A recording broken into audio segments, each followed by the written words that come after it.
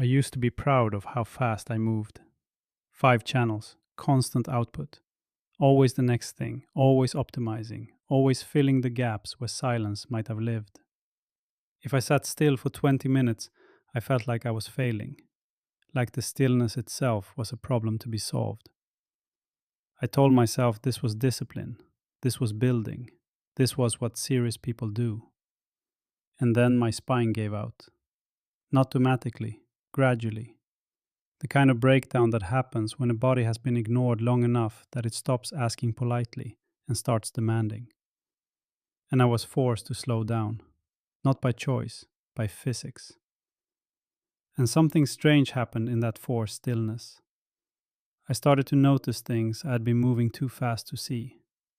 Not big revelations, small ones. The quality of the morning before the work starts. The way my youngest son talks when he thinks nobody's really listening. The difference between doing something quickly and doing it well. I had been moving so fast that I had been missing my own life. And I think I'm not the only one. Here's the promise that speed makes. Go faster and you'll have more. More done, more experienced, more achieved. Fill every moment and you'll arrive somewhere better than if you had let moments breathe. And it sounds true, it feels true, it even produces results for a while. But look at what actually happens over time. The meal eaten quickly while checking emails. You were there, you ate, technically. But were you at dinner? Or were you at your inbox, with food as a background activity? The conversation with someone you love, where half your processing was already on the next thing you needed to do. They were talking. You were present enough to nod. But did you actually hear them? The year that passed in a series of completed tasks. You were productive. Things got done. But when you look back, what do you actually remember? What was actually lived?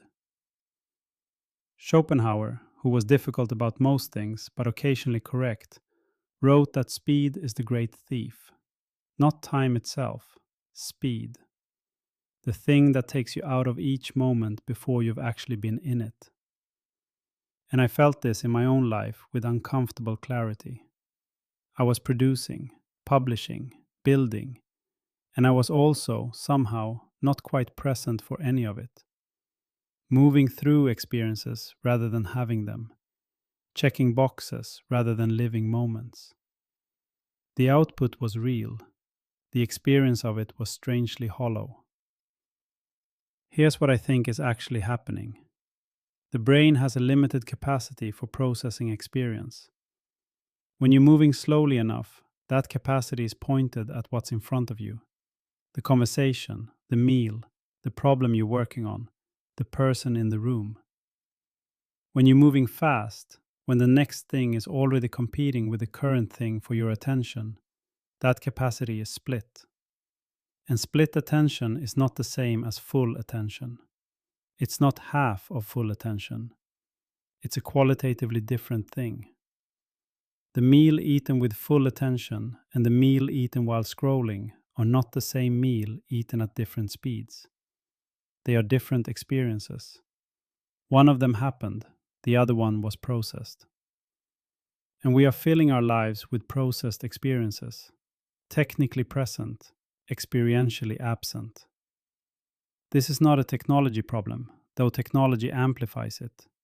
It's a speed problem. The phone is a speed delivery system. Faster access, faster stimulation, faster everything. But the underlying issue is the choice to move faster than presence allows. And most of us, most of the time, are moving faster than presence allows. The interesting thing about the slow life idea is that it isn't new. Every major philosophical tradition, across every culture that produced one, arrived at some version of the same insight. Speed is not the path. Presence is the path. Epicurus, who has been badly misread by history as a hedonist, a pleasure seeker, actually taught something quite different. He taught that genuine pleasure comes from stillness, not stimulation. His famous hierarchy of desires separated natural, necessary desires, food, shelter, friendship, the absence of pain, from natural, unnecessary ones, luxury, excess, from vain desires, fame, status, endless accumulation. His argument: pursue the first category, the simple, available things, a bit of bread, a conversation with a friend, the absence of anxiety. These are deeply satisfying in a way that stimulation and accumulation never are. Because stimulation wears off, every time, always. The new thing stops being new, the high fades, and you need more, then more, then more, in a cycle that never arrives at enough. Whereas simplicity, the actual enjoyment of simple things, available things, present things, doesn't habituate the same way. You can eat good food and enjoy it today and enjoy it again tomorrow. You can have a real conversation and find it valuable the next time too. The simple pleasures sustain, the stimulation depletes. Laozi, the founder of Taoist thought, writing roughly the same time as Epicurus and Epictetus, on the other side of the world, said something that sounds almost too simple to be profound. Nature does not hurry, yet everything is accomplished. Sit with that for a moment. The tree does not hurry. The seasons do not hurry. The river does not hurry toward the sea. It moves at its natural pace, following the path of least resistance, and it gets there. The Taoist concept of Wu Wei, usually translated as non-action or effortless action, is not about doing nothing. It's about not forcing, not straining against the natural rhythm of things. When you force, you deplete. When you work with the natural pace of things, your own pace, the pace appropriate to what you're doing, you can sustain. Most modern productivity culture is force culture. Extract more, push harder, override your natural rhythms, sleep less, work more. The fact that you're exhausted is a sign you're not disciplined enough, not that you're going too fast. The Taoist response to that is simple. Look at the tree. It didn't force itself into being. It grew at the pace appropriate to a tree, and it accomplished everything a tree was meant to accomplish. Henry David Thoreau, in the 19th century, spent 2 years living deliberately slowly. He built a cabin at Walden Pond, grew some food, read, wrote, walked, thought. Not because he was lazy, because he wanted to understand what an actual life felt like, stripped of the urgency and busyness that he believed was mostly artificial. He wrote, "I went to the woods because I wished to live deliberately, to front only the essential facts of life and see if I could not learn what it had to teach, and not, when I came to die, discover that I had not lived." That last line, "not when I came to die, discover that I had not lived." He wasn't afraid of death. He was afraid of arriving at death and realizing he had been too busy to actually be present for his own existence. This is the fear underneath the slow life philosophy. Not that we'll fail, not that we won't accomplish enough, that we'll accomplish plenty and have nothing to show for it in the part that actually matters. The internal part, the experienced part, the part where life was actually felt. I want to be honest about this. The slowing down I'm describing didn't happen because I read Thoreau and had an insight. It happened because I had no choice, because my body stopped cooperating with the pace I had set. And even then, even when the pace was forced lower, the internal resistance was real.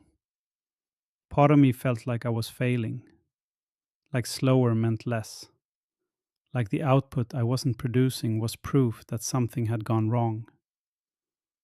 It took a long time, longer than I expected, to understand that the output I had been producing at full speed was not actually the point. The point was supposed to be the life I was building the output to support.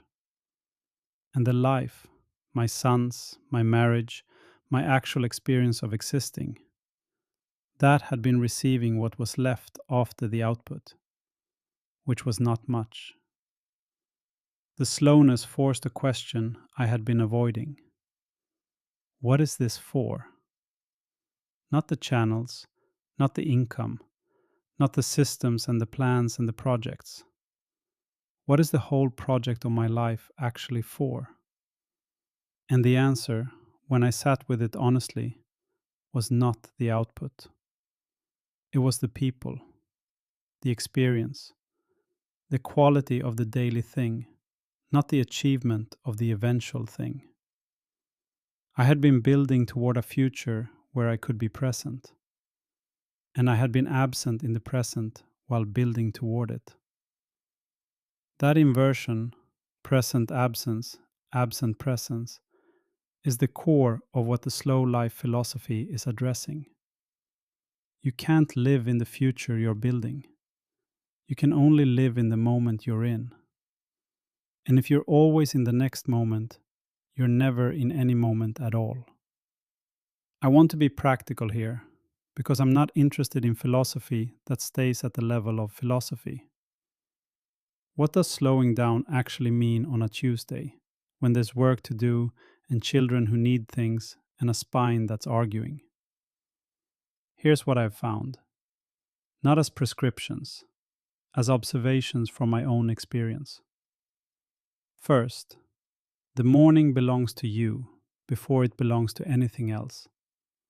This is the one I protected most consistently. The first 30 minutes after I wake up, before the phone, before the work, before anything external makes a claim, that time is mine. Not for productivity, for existing without demand. Coffee, coffee, sometimes just sitting. It sounds like nothing. It changes the quality of everything that follows. The day that starts with immediate input, phone in hand before feet are on the floor, starts in reaction mode. You're already behind, already processing, already carrying someone else's agenda. The day that starts with 30 minutes of unhurried nothing starts from a different place. From inside yourself, rather than from the demands arriving from outside. Second, one thing at a time, actually. Not as a productivity strategy, as a decision about how to experience your life. When I eat, I try to actually eat. When I'm with my boys, I try to actually be there, not present with a part of my attention while another part is planning the afternoon's work. I fail at this regularly, but the attempt itself has changed something. Because the alternative, being physically present in multiple places while fully present in none of them, produces a specific kind of exhaustion. The exhaustion of a mind that has been running multiple simultaneous processes for too long without rest. Single attention, actual presence in one thing, is significantly less tiring and significantly more satisfying. Third, some things don't need to be faster. Meals, walks, conversations, reading. These activities were designed, by their nature, to take a certain amount of time. When you compress them, you lose what they were for.